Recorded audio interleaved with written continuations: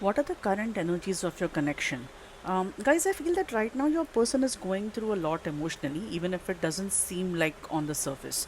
They're doing a lot of thinking about the past, especially about the little moments, the inside jokes, the laughs, the connection that both of you shared. This person hasn't been able to let go of those memories, and deep down, they still hold on to the hope that maybe one day things can be different between you two. But there's also a strong feeling of regret and inner conflict because they're realizing that their pride or ego might have gotten in the way, and maybe they didn't know or didn't show you how much they cared. They made it seem like you didn't matter at all. They also felt unappreciated too at some point. Maybe they required a lot more attention. And instead of talking about it, they simply pulled away.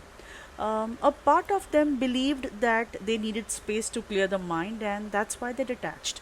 Not because they stopped caring for you, but because they didn't know how to deal with everything building up inside them. They're also carrying some fear about what others might think, like, outside opinions might have influenced their decisions or made them second guess the connection. Maybe this is an unconventional type of relationship that you share, or there's a forbidden aspect to it. But behind all that, there's this powerful truth. They never really wanted to let you go. If you observe, not letting you go card has come three times. So this has hurt them too, and even now you're still on their mind constantly. This person is trying to grow from this situation. They are trying to leave behind the old patterns, maybe even a karmic connection that wasn't good for them. So, yes, there is third party, and they're starting to see through their own illusions and they're trying to heal.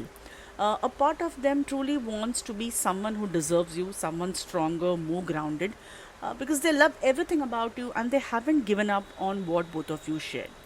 What they need from you isn't pressure or chasing, but it's an understanding, patience, and space for them to come back stronger because in their heart they are still holding on to the possibility about both of you.